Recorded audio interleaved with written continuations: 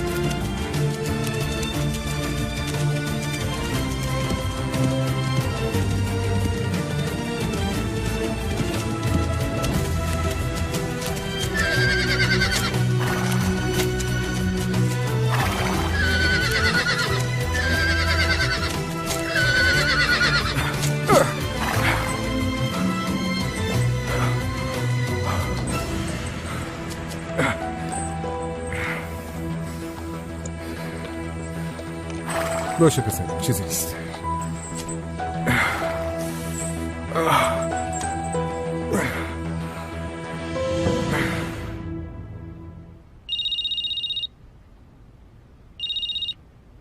بله داداش. صادق، به مهمت بگو یه دکتر خبر کنه، همین الان بیاد خونه. چی شده داداش، خوبی؟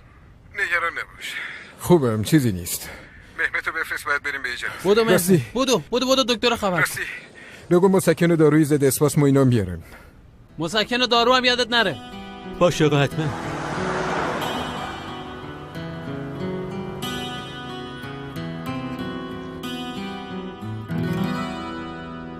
امروز سرخیزید خانم دکتر.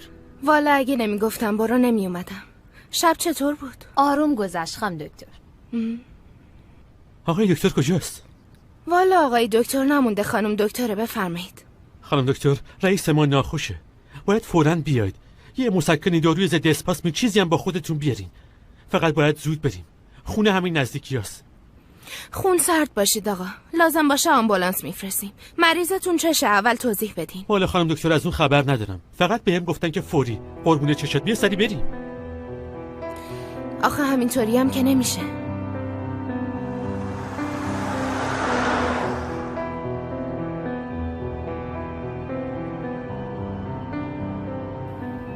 خب چرا به 115 زنگ نزدی؟ من از کجا بدونم خانم دکتر؟ من راننده‌ام. گفتم برو دکتر بیار، منم اومدم. رئیس مام زنگ زده گفته من دارم میام خونه. مهمتم بره دنبال دکتر. آهان، اصلا خونه نبوده. ای بابا، خب چرا میاد خونه؟ مستقیم بره بیمارستان. آخه تو جنگل بود، حتما به خونه نزدیکتر بوده. تو جنگل؟ اونم این وقت صبح؟ کل شق خانوم. ازش پرسیدن چته، گفته من خوبم. رو به موتم که باشه یک کلمه حرف نمیزنه. زورش میاد توضیح بده. از توضیح دادن خوشش نمیاد.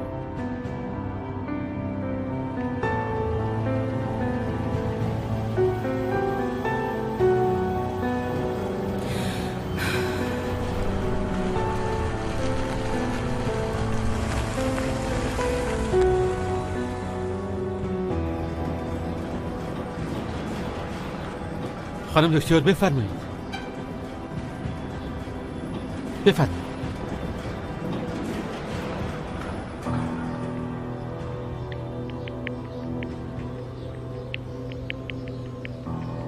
بفرمایید خانم، بفرمایید. و از کجا موندشین دکتر؟ اومدیم آقا، اومدیم.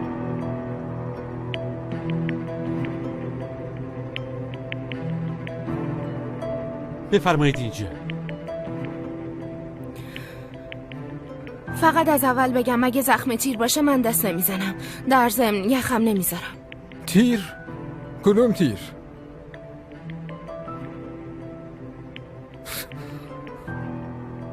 ببخشید، من اشتباه فهمیدم. آخه وقتی رانندتون بهم گفت چیزی نمیدونه فکر کردم شاید دارین چیزی رو قایم میکنید. بگذاریم. پیچ خورده؟ از اسب افتادم. بله.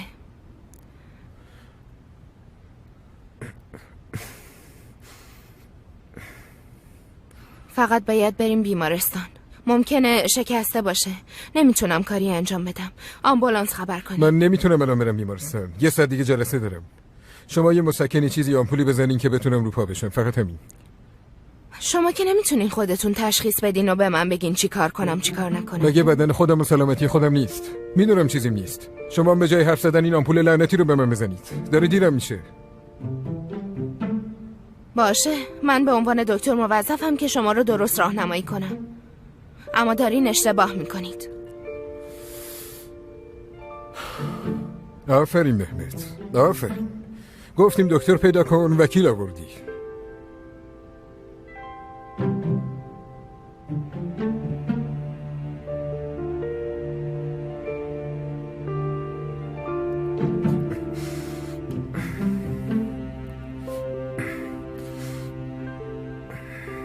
تا 1 ربع دیگه اثر میکنه.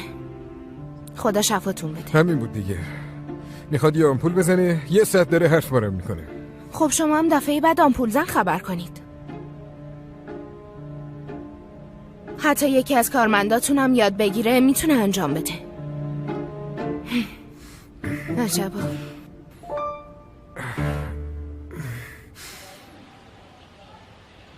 باید میدیدی سلین از خود متشکره. شیطونه میگفت آمپول نزنم و از درد به خودش بپیچه. واقعا بعضی وقتا مریض دکتر رو مریض میکنه. خب ما هم به عنوان دکتر مسئولیم دیگه. معلومه بابا. اگه مشکل جدی باشه علی هم شکایت میکنه، اون وقت خر بیار و باقالی بار کن. بیشترین مریضایی که ازشون میترسم خدا به دور. بعضی وقتا پیش میاد دیگه بی خیال. نه داشت میگفت اون گفته دکتر خبر کنین و وکیل آوردن. واسه یه آمپول 1 ساعت حرف وارش کردم. عجب آدمیه ها. از این گندتم آقا. پول دارم و خوش تیپم و از این آدمایی که حرف منه و من باید بگم چی به چیه. از این مرفه هایی بی درد. آها. چی آهان؟ بالاخره به تهش رسیدی. به اون آهان گفتم. الان فهمیدم چرا از اون موقعی که اومدیم داری درباره این موضوع حرف میزنی. یعنی چی اون وقت؟ عزیزم داری میگی خوشتیپ بود، پولدار بود، گنده دماغ بود. معلومه که تو رو ناراحت کرده. خب یعنی تا یه مدت فکرت درگیره، چون که مجبوری.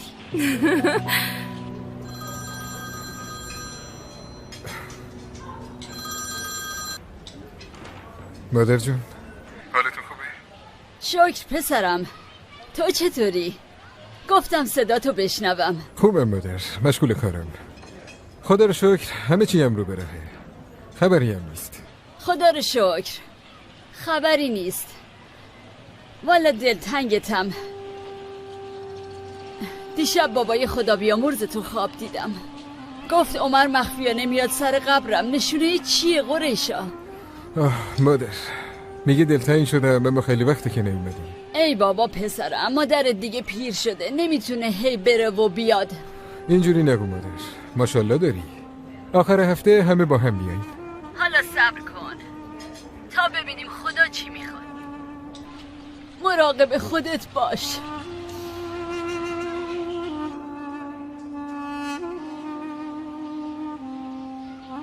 به خوشید بیاین مادر. مادر تو هم خوش اومدی، چطوری؟ خوش اومدی پسرم. صدای عمرمو که شنیدم رفتم تو فکر و خیال. غریبی خیلی سخته. باید ما رو تحمل کنی دیگه. چی کار میخوای بکنی؟ خدا یه عمری به هم بده همتون رو زیر سقف این خونه ببینم. دیگه چیزی نمیخوام. پس بهتره بگیم که خدا بهت عمر طولانی بده مادر جون. مادر من چطوری آخه؟ بی خودتو ناراحت نکن. امید دیگه، قلب مادر دیگه قدیر جون. حرف سرش نمیشه که. عمر به خاطر قانون این خاک رفت. یه وقتی هم دیدی همینطوری برگشت. مادر چطور بریم استانبول؟ قشنگم میگردیم. زیلان مامان داریم میریم استانبول؟ بس کنین دیگه. حالا همه دنبال گردشن تا ببینیم چی میشه. آدم باورش نمیشه داداش. یعنی اونجا وطن توه، خاک توه، اما پا گذاشتن توش قدغنه. از اینجا ببینی چرته، اما اونجاها واقعیت زندگیه. یعنی حالا که تو نمیتونی بری شهرتون، عدالت رعایت شده، صلح برقرار شده داداش جون؟ قانون قانون خاکه. عدالت عدالت خاکه. اگه یکی از زمیندارا پسرش از دست بده، تو هم باید پسرت از دست بدی. یا باید خاکش کنی یا از اون خاک تبعیدش کنی. 20 سال شده داداش، فراموش نمیشه. اگه الان تو بری چه اتفاقی قراره بیفته؟ تا مجبور نشم نمیتونم برم. اتفاقات خیلی بدی میفته، نه فقط برای من، برای همه. خدا پشت پناه دخترم. مامان چرا من خودم تنها نمیرم مدرسه؟ دیار دوباره شروع نکن. اوف مامان، خب 2 قدم که بیشتر راه نیست، خودم میرفتم دیگه. تو دختر خانی، باید اینطوری باشه.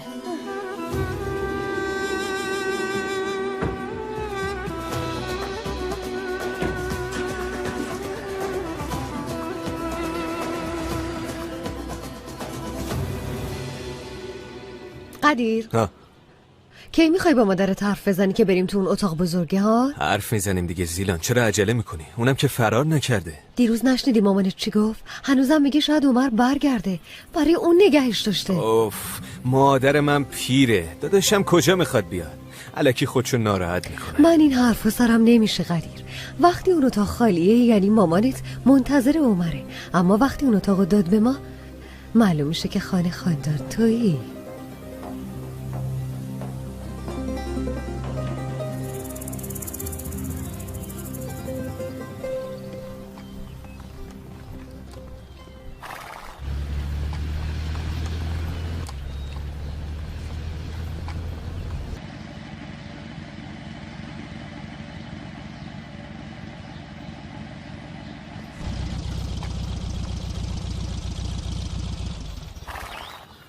همین امروز صبح از اسب افتادیم، بازم سوار شدین؟ حتما بیمارستانم نرفتین.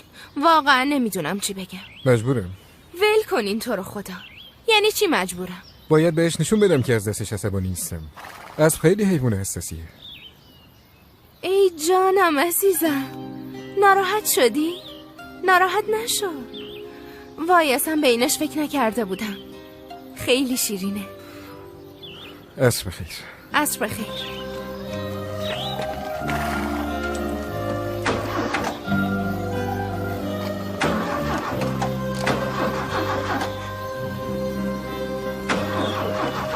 ماشین عزیزم نکن یالا.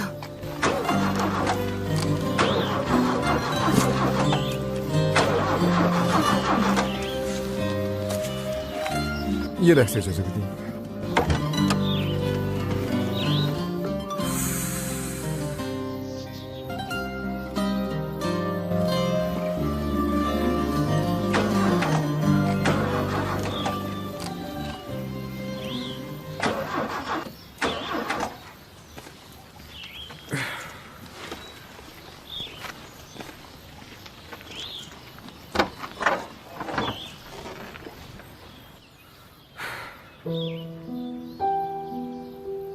نخیر، بهتره من بهش دست نزنم. مدلش خیلی قدیمی، اصلا سر در نمیارم. بازم ممنونم. زنگ میزنم بیان کمک، زحمت کشیدین. اجازه بدیم من به رانندم زنگ میزنم بیاد یه نگاهی بندازه، چون از ماشینای قدیمی سر در میاره، شاید درستش کنه. نه زحمت نکشین. مهمت، زود با ماشین بیا راه جنگلی.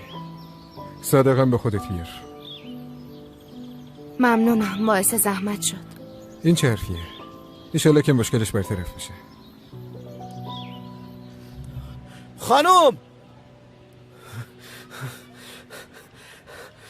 خانم چی شده جلیل؟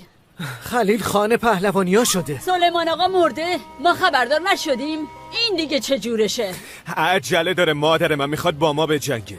بیشرف باباش رو به موت نتونسته صبر کنه بمیره. باید پوزه این خلیلو به خاک کشید. بشین سر جات. مادر بشینم بیاد جونمونو بگیره؟ اون مردی که منتظر بود خان بشه بتونه خونبها رو اجرا کنه. تا وقتی من نگفتم هیچ کس کاری نمیکنه. همه جا آدم بفرستین، هتل، امارت، خونه، چشمی مراقب همه چی باشی. داری اشتباه میکنی مادر. اولین کار اون پدرسگ کشتن من و داداشه. قبل اینکه اون ما رو بکشه ما باید بکشیمش. هیچ راه دیگه هم نداره. خانم آقا تازه پیغام فرستاده که فردا جشن میگیره، ما هم دعوت کرده. دیدی؟ الکی آتیش گرفتی. یعنی قصد دعوا مرافعه ندارن. توبه گرگ مرگ مادر من، با پای خودمون بریم تو تله آخه؟ من خلیل ملی نمیشناسم. اگه جنگ عشیره‌ایه، صلح هم همینطور. نه سلیمان خان میتونه عوضش کنه نه من. فردا هم واسه تبریک میرین. چی داری میگی مادر؟ بمیرم هم نمیرم. معلومه که باید بری. فردا پس فردا هم که تو خواه شدی اون میاد، مگه نه مادر؟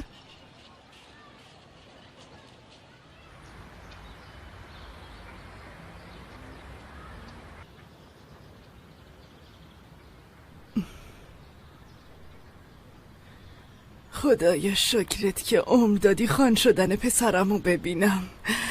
خلیل خدا یارت باشه پسرم. زنده باشی مادر. بفرما. ممنون. چای بریزم.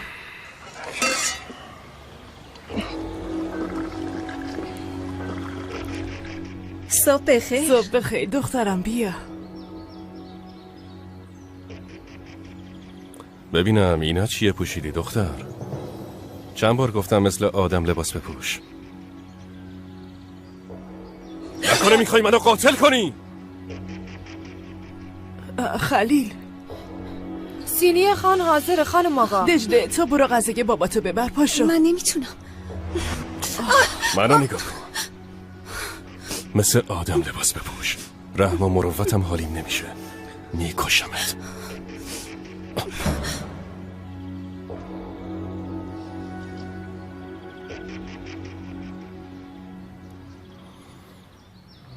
این دختره رو باید شوهرش بدیم. به خدا یه دفعه یه بلایی سرش میارم. باشه خلیل باشه، من بهش میگم. پسرم دختر جوون دیگه دلش میخواد. نگران نباش، نمیذارم اینطوری بره بیرون. بیرون چیزی نمیخوای؟ نه پسرم، به سلامت بری و بیای انشالله.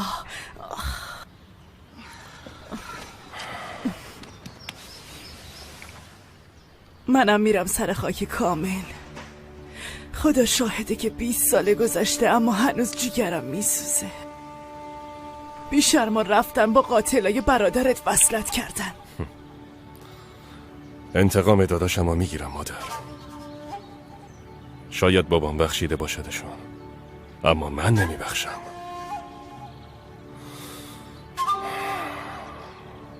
برو به داداشم بگو نگران نباشه، چیزی نمونده.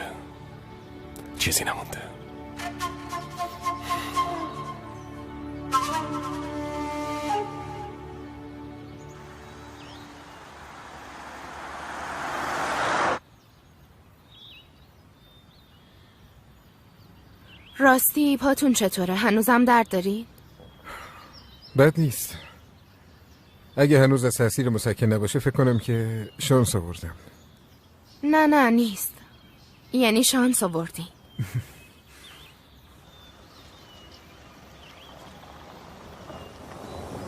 خیلی خوب.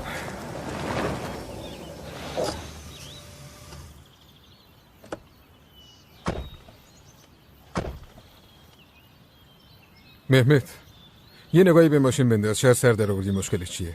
درست نشد جرس اقل خبر کن بفرستینش پیش استخوانمون.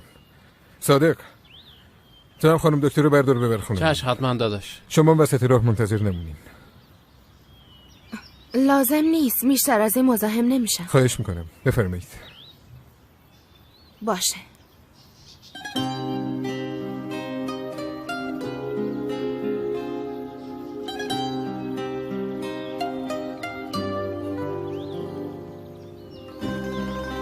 خیلی خوب است.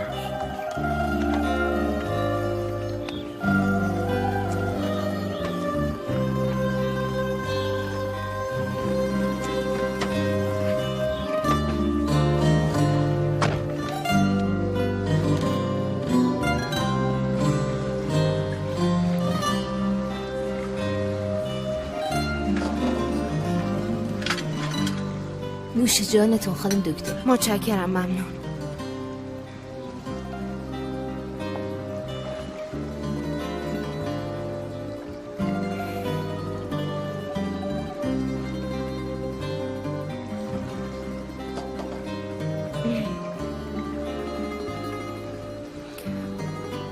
راحتین خانم دکتر؟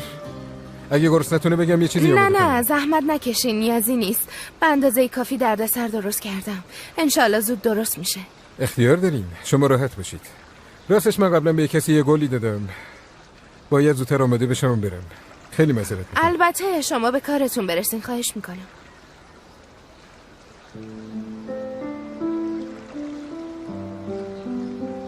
احمقی تو دختر، تو خونش چی کار میکنی؟ مثل این فضولا.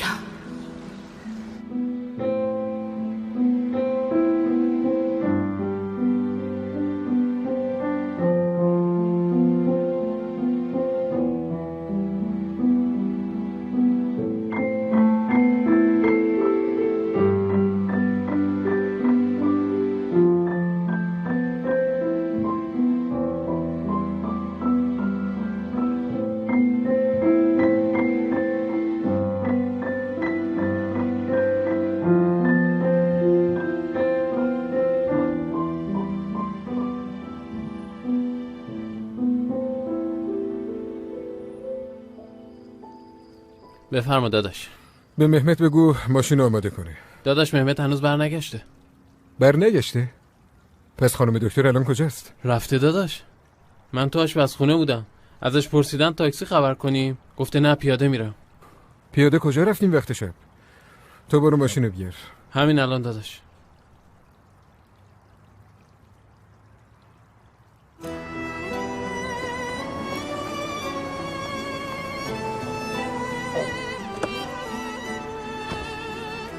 چرا منتظر نمونی خانم دکتر؟ این موقع شب وقتی پیاده رفتنه؟ خیره؟ اتفاق بدی افتاده؟ ماشینه. این دیگه عمرش تموم آقا، اما بازم میدم اوستای نگاهی بهش بندازه، ارزش تعمیر نداره. بیایم بریم، من خودم میرسونم.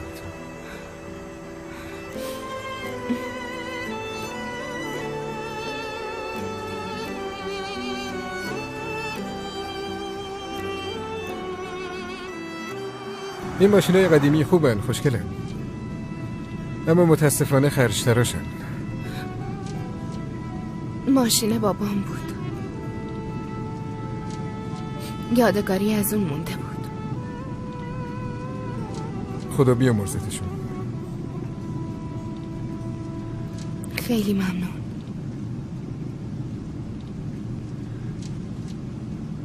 شما چی کار میکنین؟ عمران. باید حدس میزدم. چرا؟ چون لوکس ترین خونه رو برای خودتون ساختین. تو خونه به اون بزرگی تنها زندگی میکنی؟ تو میخوای بدونی که من مجردم یا متأهل؟ چه ربطی داره؟ اگه میخواستم اونو بدونم اونطوری میپرسیدم. چقدر مغروری. چه ربطی به مغرور بودن داره؟ تنها زندگی میکنی یعنی چی؟ یعنی متأهلی؟ همینطوری گفتم بابا. وضعیت تأهل تو به من چه ربطی داره؟ عجبا. خدای من، عجب گیری کردیم. نه تو گیر نکردی، من کردم.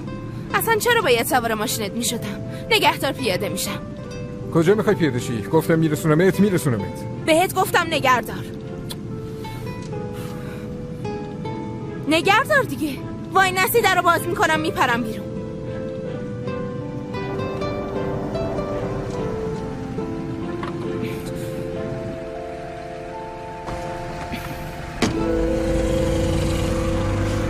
گستاخ. فکر میکنه کیه؟ عجبا. این دیگه چه جور دکتریه؟ به جای که آدم خوب بکنه مریض‌تر میکنه.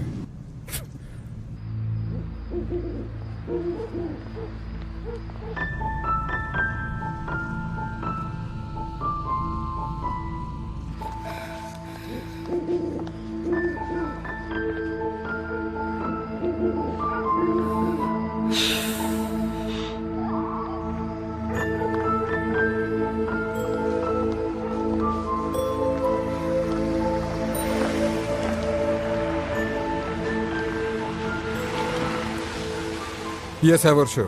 نمیام. راه تو بکش برو.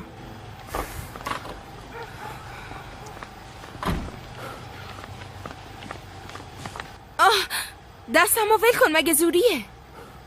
نمیتونم کل شب رو به این فکر کنم که بلایی سرت اومده یا نه خانم دکتر. لازم نکرده تو فکر منو بکنی ای بابا.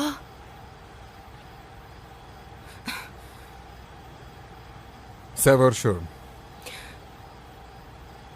باشه خب، حالا که اینقدر اصرار میکنی سوار میشم.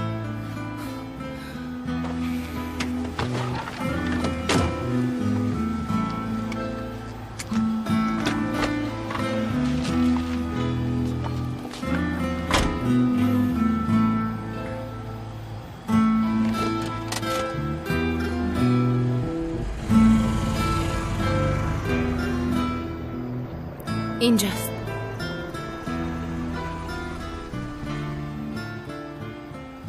کدوم خونه؟ این چوبیه.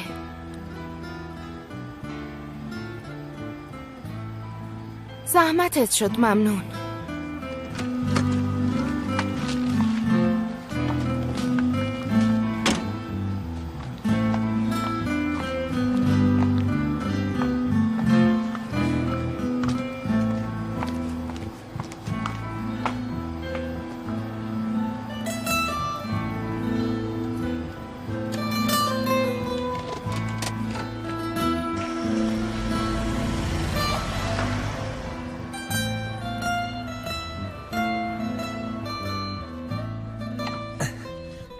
ای بابا، جونمونم میگرفتی دیگه. به من چه؟ خودت گیر دادی که مسابقه بدیم. مسابقه بهونه است داداش. میخواستم باهات حرف بزنم. بریم اونجا. وقتی میخوای با این بدن عرق کرده حرف بزنی یعنی موضوع مهمیه. داداش ورزش کردیم ذهنمون باز بشه. شوخی به کنار، واقعا موضوع مهمیه. پینار میخواد ازدواج کنیم. خب طبیعیه، 1 سال که با هم هستید. آره داداش، اما من مطمئن نیستم. یعنی هنوز گیجم، اما دست از کنم رفته. اگه مطمئن نیستی ولش کن بره. به همین راحتی هم نیست. اگه پشیمون شدم چی؟ ببین، این کارو با فکر کردن نمیشه. کنارش میمونی، میبینیش و به نتیجه میرسی. یا خودشه یا خودش نیست. ماها و سالها هم زمان نمیخواد. شاید میخواسته باهات دوست بشه، اما از کجا بدونه تو هیچی حالیت نیست؟ نمیخواست دوست بشه، یه جوری رفتار کرد انگار من میخوام. ببینم راستی چرا دیشب برای مسابقه نیومدی؟ چیزای هیجان انگیزتری داشتی نه؟ گفته بودم که دیروز یه دکتر اومده بود پیشم، داشتم با اون سرکله میزدم. خانم دکتر؟ آره خوبه ها. چی خوبه؟ تو راه دیدمش، ماشینش خراب شده بود، گفتم کمکش بکنم، اما دختر انگار از آمازون اومده بود، اعصابم خورد کرد. چرا؟ مگه چی شد؟ دختره 2 متر زبون داشت. ماشینش رو فرستادم تعمیر، گفتم برسونمش، تو راه دعوامون شد. نصف شبی تو راه به اون خطرناکی گیر داده بود، میخوام پیاده بشم. هیچی دیگه، گفتم میخوام پیاده شم. بیرونم تاریک و خطرناک بود، اما واسم مهم نبود. چی کار کرد؟ همونطوری ولت کرد؟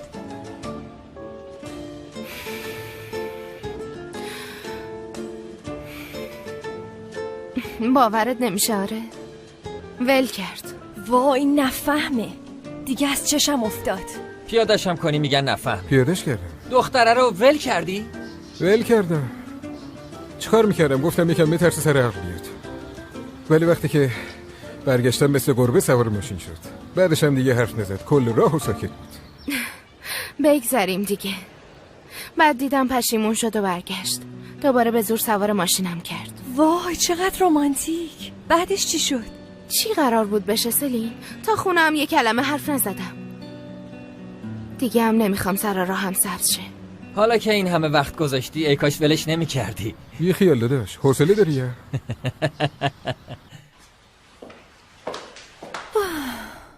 وقتی مریض هست خسته میشی، نیست حوصله‌ات سر. یه لحظه عزیزم، به مکانیک زنگ میزنم. الو، صالح اوستا؟ سلام اوستا، دیشب یه فولکس فرستادن برات. چی شد، درستش کردی؟ عالیه، یعنی نجاتش دادی. خیلی گرون نمیشه که نه؟ والا میشه، اما عمر خان گفته مهم نیست درستش کنی. شما خودتو نگران نکن، پولش عمر خان یعنی میده. چی عمر خان میده؟ واسه چی؟ نه نمیخواد درستش کنی. باشه زن داداش، چرا عصبانی میشی؟ من گفتم چون عمر خان گفت. حالا هرچی، ماشین مال منه، منم میگم دست نزنین. خودم فردا میام حرف میزنم. پاشو ولش کن بابا، پاشو. بابا به خاطر رفتار زشتش پشیمون شده دیگه، داره جبران میکنه. چرا عصبانی میشی؟ آخه واسه چی سلین؟ اگه پشیمون شده بود زنگ میزد معذرت میخواست، برای چی پولو میده؟ به خیالش میخواد منو خورد کنه. سلین میشه امروز جای من وایسی؟ آره عزیزم.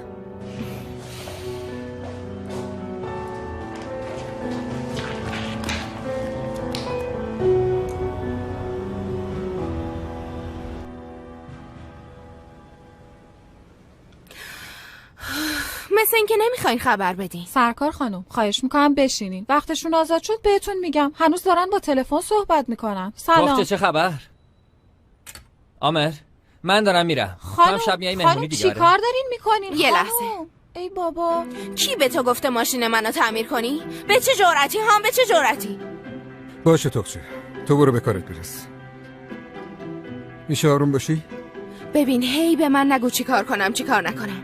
خیلی حرف نزن، آن پول بزن، اینجا منتظر نمون، سوار ماشین شو. این چیه؟ چه خبره؟ نمیتونی بدون دستور حرف بزنی؟ تو هم یاد بگیر با داد و بیداد حرف نزنی. یعنی چی؟ تو پول تعمیر ماشینو بدی، منم گردن کج کنم و سرمو بندازم پایین که چرا فریاد زدم؟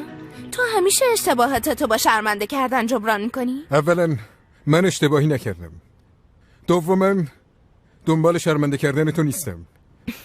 سوما اگه من جای تو بودم خانم کوچولو، درباره چیزایی که نمیدونستم انقدر مطمئن حرف نمیزدم. پس دنبال چی هستی؟ هیچی. چون گفتی یادگاری از پدرمه دنبال تعمیرش بودم. خوب میدونم دوری از پدر و نگهداری از یادگاریاش یعنی چی. باشه، برفرض که انقدر آدم با فکری هستی، اما انقدر خوب مخفیش میکنی که اصلا نشون نمیدی. راستش وقت نمیشه دیگه. هر کی هر جور که میخواد فکر کنه. نه، میتونستی از من بپرسی یا نه؟ در ضمن من با مکانیک حرف زدم، بهش گفتم دست نزنه به ماشین. وقتی عمرش تموم شده نمیشه کاری کرد. وقتش که برسه آدما باید با یادگاریشون خدافزی کنن. میل خودته. عصبانیتم برطرف شد. منظورتو فهمیدم. بس عصبانیتت رفت شد. بس بگیر بشین، یه چایی قهوه‌ای چیزی با هم بخوریم. چی میخوری؟ از صبح تا حالا اعصابم خورده. حداقل یه چایی میخورم. بخور ببینیم.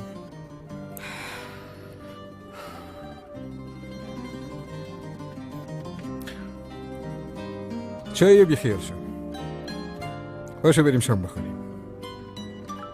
بریم شام؟ سوال خیلی ساده ایه. گرسنه که باشی جوابش فقط یک کلمه است.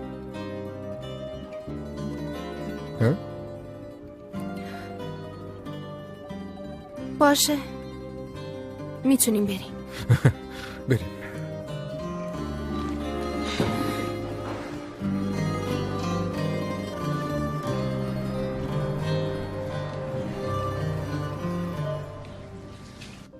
چه جایی قشنگیه اینجا. غذاهاش هم همینطوره. همینطوره. اعتراف میکنم فکر کردم میخوای منو ببری یه جایی با کلاس. نفسم بند اومده بود. میخوام بدونم تو چرا انقدر به من تیکه میندازی؟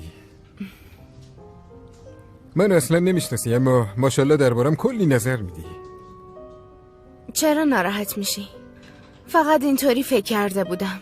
فیلم بازی میکردم خوب بود. نه حرفتو بزن.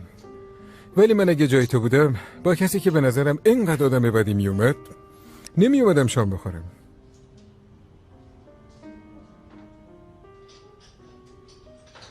حق با توه. اشتباه کردم. نوش جونت. ای بابا، هر وقت چیزی به مذاقت خوش نمیاد میخوای زود فرار بکنی بری. بیا بشین. بیا.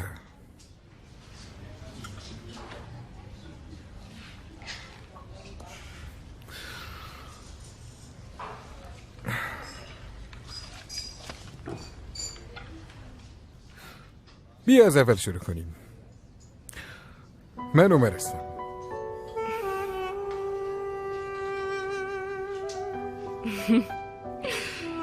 منم لیلا. انگار تو دکتری مگه نه؟ انگار تو هم تو کار عمران بودی. درسته.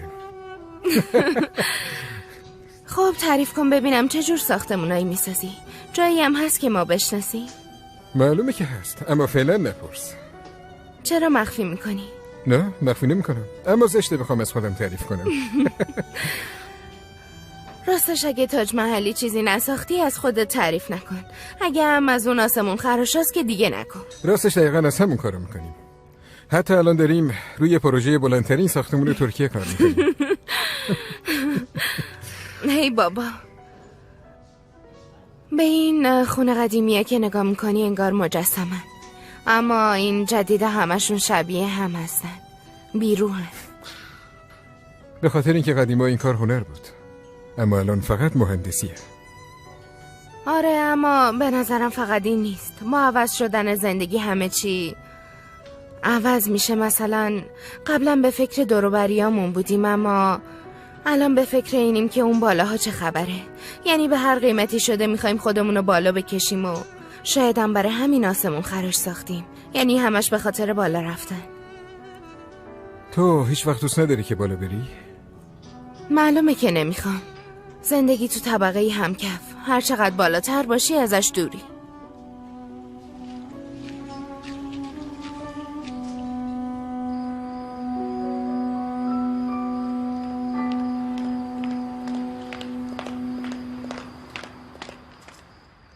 به داداش عمر خبر دادی مادر؟ چیو؟ خلیلو دیگه. اگه به خونبها گیر بده نمیخوایم بهش بگیم چه خبره؟ ها باید بگیم دیگه. حرف خوب بلد نیستی بزنی. اگه بفهمه گیر میده که میخوام بیام. اوضاع حسابی به هم میریزه. آتو بدیم دست پهلوانی ها. بگذاریم. خدا رو شکر قدیر بالای سرمونه. والا این همه پند و نصیحت میشنوه. من که از شنیدنش خسته شدم. تو رو که شنیدنش هم خسته میکنه. ماشاءالله کار دیگه هم بلد نیستی. چا؟ اینطوری به من نگو، والا به خدا دلخور میشم. تو این امارت این همه خدمتکار است، ما بیام کار کنم؟ ولی هر کاری میخوای بهم بگو انجام میدم. قهوه بیارم؟ نمیخواد، بگیر بشین. من قهوه‌مو خوردم. تو به قدیر زنگ بزن بگو مادرت کارت داره، بیاد سر خونه زندگیش. والا تا قدیر از این در نیا تو من آروم نمیگیرم.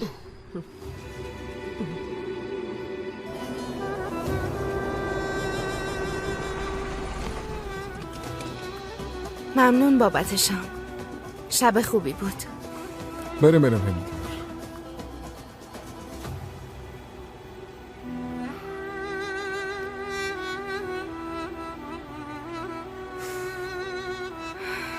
باشه، شب بخیر.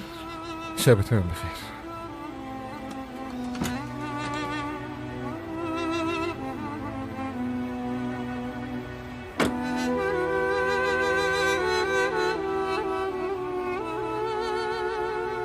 لیلا، تلفنت؟ آها، این کارت منه. تلفنمم تلفنتو جا گذاشته بودی، اما کارتت هم میگیرم. واقعا فکر خوبی بود. بازم دکتر لازم شدم بهت زنگ میزنم. باشه، لازم داشتی زنگ بزن. خدافظ. خدافظ. احمقی تو دختر احمق، از دست تو.